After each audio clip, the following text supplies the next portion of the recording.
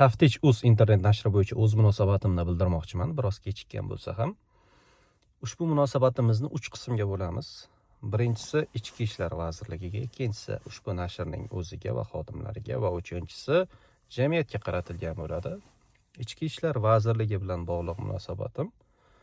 Vazirlik ularni qo'lga olishdan oldin ancha tayyorgarlik ko'rgani bilinib turibdi. Hattoki videorolik tayyorlashgan. Videorolikni qo'lga olinishi bilan ijtimoiy tarmoqlarda sizdiryapti. Demakki, bu videorolik ancha oldin tayyorlab kelingan. Doim aytaman, Ichki ishlar vazirligi kompromat bo'yicha O'zbekistondagi eng qudratli tashkilotlardan. Kerak bo'lsa, o'sha DXXdan ham kuchli kompromatlar bor, lekin vakolat nuqtai nazaridan ichki ishlar juda ham qudratli deb ayta olmaymiz. Albatta, DXX yoki prokuraturaga o'xshab.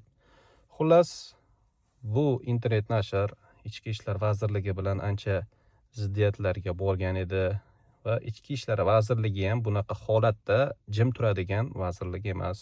O'zini yaxshi himoya qilishni biladi va kompromatlar bilan ishlashni juda yaxshi biladi. Xullas, internetga videoni shu kunning o'zida chiqarib yuboryapti. Endi jahlimni chiqargan narsa nima bo'lyapti? Mayli, endi u xodimlar nima qilgan, nima qilmagan hozircha bir qo'limda yetarlicha asos mavjud emas. Jahlimni chiqargani o'sha ko'rsatuvlarda Ichki ishlar vazirligi tomonidan bu jurnalistlar deymizmi yo blogerlar deylik, yaxshi jurnalist emas menimcha. Xullas, aybsizlik prezumsiyasini buzgan holatda bular jinoiy to'da va hokazo deb sifat berilgani bo'lyapti. Endi sudning hali qarori chiqmagan, boshqa bo'lmagan. Bunaqa deyish endi noo'rin. Ichki ishlar vazirligini ham bir tarafdan tushunyapman. Ular jamoatchilikning bosimi bo'lishini hammasini hisobga olishganda va shoshilinchda video qilib bu narsaga e'tibor bermagan bo'lishi mumkin. Chunki bo'lib ham ijtimoiy tarmoqlarda o'zining auditoriyasiga ega bo'lgan bir internet nashriga qarshi yurish qilyaptimi? Albatta, jamoatchilikning unga nisbatan bosimi bo'ladi. Ular o'shani ham hisobini olishganda va videoroliklarni chiqarib yuborgan. Lekin nima bo'lgan taqdirda ham bunaqa hali sudning qarorisiz jinoyatlarni bo'yniga qo'yib tashlash yaxshi ish emas. Bu ham bir kerak bo'lsa qonun buzilishi, bu ham bir adolatdan emas. Kelgusida balki Ichki ishlar vazirligi mana shu narsani e'tiborga olishadi degan umiddamiz. Endi ikkinchi munosabatimiz, ya'ni aynan ushbu nashrning o'ziga va xodimlariga bo'ladi. Ya'ni kim bu nashr xodimlarini ichidan endi aynan Dilshod degan yigit va Marjona degan qizni taniyman. Bularga bevosita o'zim dakka ham berganman vaqtida. Eslayman, 1,5 yil oldin shu Dilshod degan yigit Xalq dardi degan bir Instagramda profil ochgan edi. O'sha profilda mani videomni olib provokatsion montaj qilgan va uni ijtimoiy tarmoqlarga sizdirgan. Va o'sha videomni Ichki ishlar vazirligi ko'rib qolib, mani Ichki ishlar idorasiga chaqirib, soatlab qolib ketganman. U videoga mani aloqam yo'qligini isbotlash uchun. Ya'ni kim videoda men tasvirlanganman, mani fikrlarim, lekin video montajda boshqa narsa ketganda, o'sha video menga tegishli emasligini isbotlash uchun ancha vaqt ketgan, ovoragarchilik, ancha ishim qolgan va shundan keyin o'sha profilga yozganman. Bilmadim, o'sha paytda balki Dilshod yuritganmi yoki boshqasi, lekin menimcha Dilshod yuritardi. Xullas, profilni egalariga yozdim. Og'aynilar, sizlar yaxshi yurish qilmayapsizlar. Birovni videosini bunaqa ahmoqona provokatsiya qilish, qonunlarni buzishni men hech qachon oqlamayman. Yaxshi ish qilmadingizlar. Menga nisbatan zulm qildingizlar. O'sha videoni o'chirib tashlanglar deganman. Keyin videoni o'chirtirganmiz. Xullas, shu bahonada ular bilan bir tanishganman va shundan keyin bu yigitni chiqishlarini ko'rmaslikka qaror qilganman va o'zimni bloklab tashlaganman. Chunki bunaqa provokatsion harakat qilishini men hech qachon oqlamaganman. Birinchi munosabatim mana shu bilan shakllangan. Shundan keyin ham videolarni tashlab berishardi ochig'i. E'tibor bermas edim, chunki bir hafsalamni qoldirganidan keyin yana qaytib ular bilan fikr almashkim kelmadi. Marjona degan qiz masalasiga to'xtaladigan bo'lsak, Marjonani o'ziga ham men bevosita yozib, do'stona akalarcha maslahat bergan edim. Singlim, mayli endi inson huquqlari, so'z erkinligi yo'lida balki harakat qilayotgandirsiz, lekin baribir jurnalistik etika degan narsalar bor. Mana shunaqa qonun qoidalarga rioya qiling. Otangiz tengi odamlarni behurmat qilyapsiz deb do'stona yozganman, lekin afsuski singlimiz bizni bu nima deydi, tavsiyalarimizni inobatga olmadi menimcha. Agar inobatga olganida vaziyat boshqacharoq bo'lar edi. Xullas, internetni mana shu ikkita xodimi bilan muloqotda bo'lgan ekanim, ya'ni kim o'zimni fikrlarimni bergan ekanim. Boshqa xodimlar haqida hech qanday bir ma'lumotga ega emasman. Endi bu fikrlarim bilan ham bu nashrning xodimlarini Marjona bilan Dilshodni yomonlamoqchi emasman. Yondashuvini yoqtirmasdim. Mani fitratimga zid yondashuv qilishardi, ya'ni masalani hal qilishdan ko'ra ko'proq shovqin solishga o'xshar edi bularning harakati. Endi mayli, har kimning uslubi har xil. O'zimcha endi men ularni bir yaxshi yoki yomon demoqchi emasman. Balki kimgadir o'shanaqa chiqishlar yoqar. Lekin shaxsan menga bu chiqishlar yoqmaydi. Va o'zim ham mana shunaqa chiqishlardan tiyilishga harakat qilaman. Endi bilmadim. Balki haqiqatda xalq dardini bir niqob qilib moddiy daromad orttirmoqchi bo'lishdimi bular, yo boshqami, haqiqatda yo xalq dardi uchun fidoyilik qilishmoqchi bo'lishdimi bilmadim. Lekin harakatlari uslub jihatidan menga umuman yoqmas edi va umuman nima deydi, meni uslubimga zid edi va shuning uchun ularni mana shu tomondan qo'llab-quvvatlamaganman. Endi bu to'g'ri yoki noto'g'riligini anglatmaydi. Boshqalar ularni qo'llab-quvvatlashi mumkin. Boshqalarning tanloviga nisbatan hurmatsizlik qilmoqchi emasman. Ularga nisbatan fikrlarim shundan iborat. Endi o'zi umuman jamiyatda jurnalistlar bilan mana shunaqa muammolar asosan jinoyat kodeksining to'lamachilik, yana nima edi, firibgarlik va hokazo, shantaj, mana shunaqa bir moddalari bilan qo'llaniladi-da. Nima uchun desangiz, muammolarni ko'tarib chiqayotgan blogerlar, nashrlar, jurnalistlar deylik, bular moddiy tomondan ancha zaif bo'ladi. O'zini faoliyatini davom ettirishi uchun moddiy ehtiyojga juda o'ch bo'ladi. Ya'ni qanaqa o'ch? Juda ham kerak bo'ladi moddiyat. Masalan, hozir bir ahmoqlik qilsa, vaynerlik qilsa, tanilib ketish oson nihoyatda. Vaynerlarda hozir puldan muammo yo'q desam bo'ladi. Yaxshigina reklamasi bor. Kerak bo'lsa ayollarni haligi bir qanaqadir kasalligidagi latta puttalarigacha reklama qilib chiqadigan, o'zini erkakman deb hisoblab yurgan blogerlar bor. Endi bularni men erkak ham hisoblamayman, ma'naviy jihatdan albatta. Lekin mamlakat xalq dardini ko'tarib yuradigan blogerlarga reklama berilmaydi. O'zimda ham masalan moddiy yetishmovchilik sabab ko'plab ijtimoiy loyihalarimni vaqtinchalik to'xtatib turibman. Endi hozircha podkastlarimiz bor edi yoki boshqa ijtimoiy roliklar qilardik. Yonimizdan xarajat qildik. Mana 1,5 yil davomida har oy masalan 10 milliondan o'zimni yonimdan mana shu loyihalar uchun ajratdim. Lekin afsuski xalq tomonidan yetarli qo'llab-quvvatlov bo'lmaganligi sababli to'xtatdik.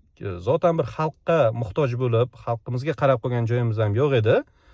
Yaxshisi tinchgina to'xtatib qo'yaylik. Balki ertaga biror kuni moliyaviy barqarorlikka yetganimizdan keyin bu loyihalarni davom ettiramiz deb hozircha to'xtatib qo'yganmiz.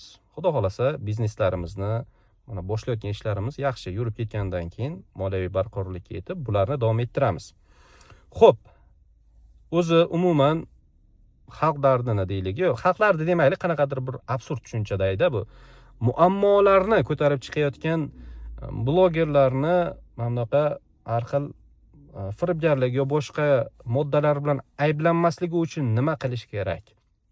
Bu asosan qanaqa holatlarda yuzaga kelib chiqyapti? Ya'ni ko'p nashrlar yo blogerlar odamlarning muammosini hal qilish uchun pul bilan ishlashadi, ya'ni pulga kelishishadi va ikki o'rtada ziddiyat hosil bo'ladi-da.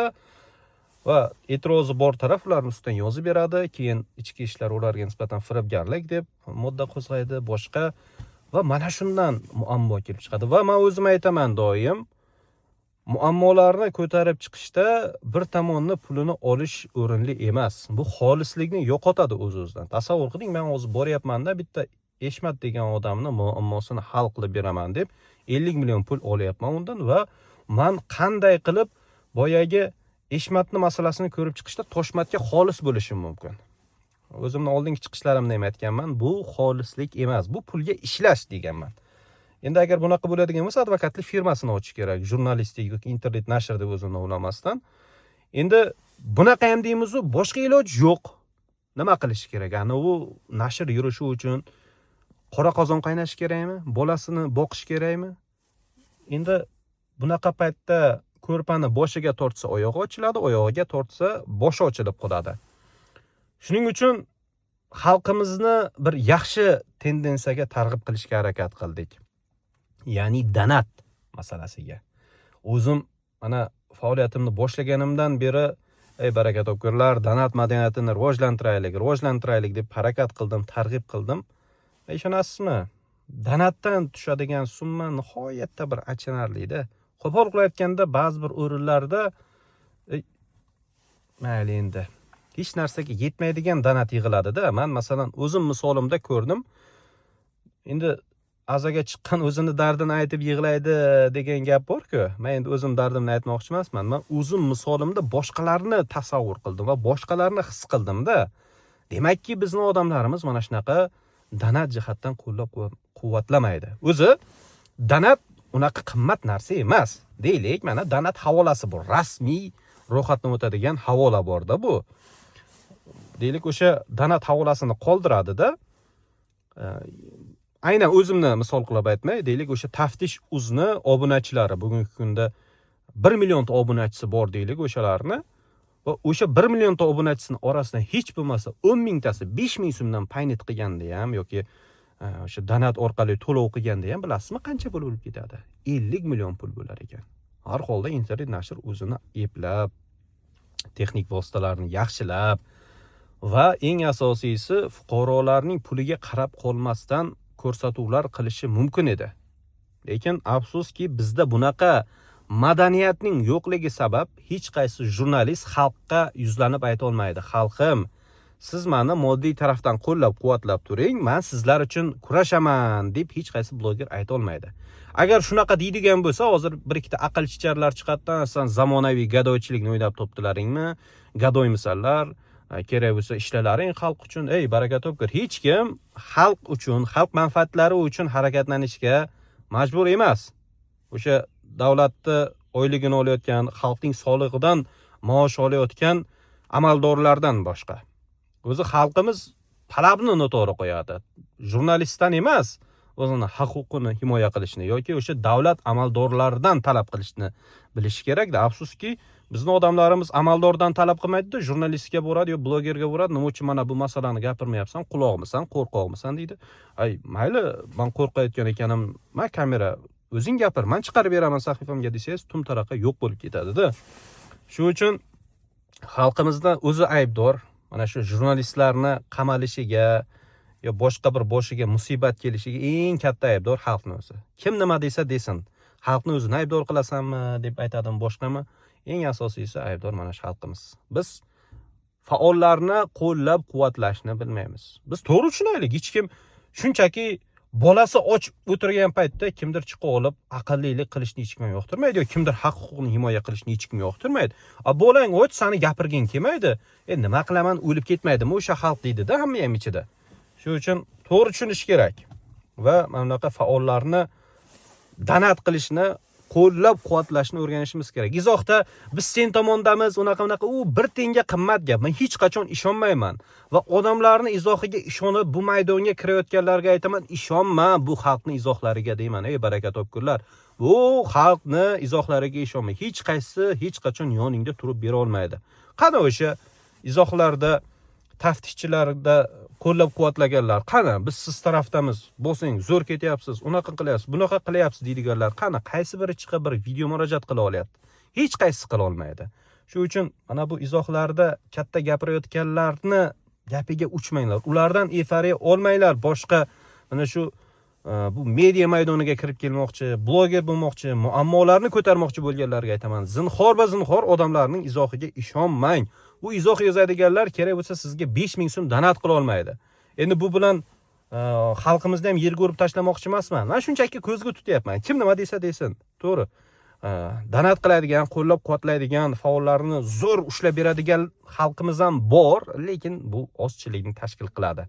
Va muammo ham aynan shunda. Aksariyat odamlarimiz loqayd va beparvo bo'lganligi uchun jurnalistlar yoki internet nashrlar majbur bo'lyapti-da, fuqarolar bilan pullik kelishuv qilyapti va o'rtada xolislik ham yo'qolyapti va mana bunaqa o'ziga qanaqadir jinoiy moddalarni olishga majbur bo'lib qolyapti. Shuning uchun xalqimizga yuzlanib aytgan bo'lardimki, faollarni qo'llab-quvvatlashni o'rganaylik. Bu o'tirib olib izohda mana O'zbekistonda so'z erkinligi yo'q, bunday deyishdan osoni yo'q. So'z erkinligi yo'q ham deb bo'lmaydi. Bor so'z erkinligi, lekin xalq agar faollarni zo'r qo'llab-quvvatlab turib bermasa, hech qaysi faol so'z erkinligini mahkam ushlab oxirigacha bora olmaydi. Kimdir agar keskin tanqid bilan turib beryaptimi, demak uni kimdir bor yoki puli bor. Siz o'ylamang, hamma chiqib gapirayotganlarni puli bor yo boshqa. Xalq hech bo'lmasa moddiy tarafdan qo'llab-quvvatlashi kerakki, o'sha paytda sal balans bo'ladi. Bu xalqning nomidan, xalqni haq-huquqini himoya qilib chiqayotgan paytda xalq uni qo'llamasa, o'ylaymanki, bunaqa xalq uchun jon kuydirish va bunaqa loqayd xalq uchun qurbon bo'lib ketish shunchaki rus tilida aytadigan bo'lsa, jalka, achinarli. So'zim yo'qmasa ham shu, aziz xalqim, bizni o'zimiz mana shunga loyiqmiz va mana shu uchun jurnalistlar qamalib ketyapti. Aytmayman hozir jurnalistlar oppoq, boshqa, hammasi sababiyatdan iborat. Balki o'sha taftishchilar haqiqatda qanaqadir bir nima deydi? Tovlamachilik qilgandir, shantaj qilgandir. Nima uchun? Sababi nima deydigan bo'lsa, sababiyat moddiyatga borib taqalyapti. Moddiyat jihatidan kim ta'minlashi kerak edi? Reklama bo'lmasa, boshqa tarafdan yo chet eldan agar moliyalashtirsa, o'sha chet elni josusi deb tiqib qo'ysa, nima qilish kerak endi? Xalqni o'zi qo'llab-quvvatlash kerakmi? Xalq uchun yuribdimi? Demak, xalq qo'llab-quvvatlashi kerak edi. Xalq qo'llab-quvvatlamadimi? Endi battar bo'linglar og'aynilar. Shuning uchun meni o'zim masalan ko'pchilik yozadi-da, siz ham murojaatlarni ko'rib chiqing, yurisprudensiyani tushunasiz, boshqa qilasiz. Baraka topkurlar, men o'zi agar kimnidir murojaati bilan yuradigan bo'lsam, o'ylab qolib ketaman. Va mana bu kompensiyamni hech kim qoplab bermaydi. Kim menga pulni beradi? Agar men fuqarodan pul oladigan bo'lsam, demakki, men xolislikni yo'qotgan bo'laman. Shu uchun mana shunaqa paytda xalq pulni berishi kerak va o'sha paytda odamlarni, mana shu xalqni ichidan nohaqlikka uchrayotganlarni haq huquqini himoya qilishga arziydi. Aks holda nima keragi bor? Sani qo'llab-quvvatlamagan xalqni yonida turib aytadi-ku, arslonlarini himoya qilmagan xalq chiya bo'rilarga yem bo'ladi. O'zimiz arslonlarimizni himoya qila olmayapmiz va qo'llay olmayapmizmi? Endi O'zbekistonda so'z erkinligi yo'q, palon, piston deb o'tirmaylik. Muammo bizning o'zimizda. Salomat bo'linglar.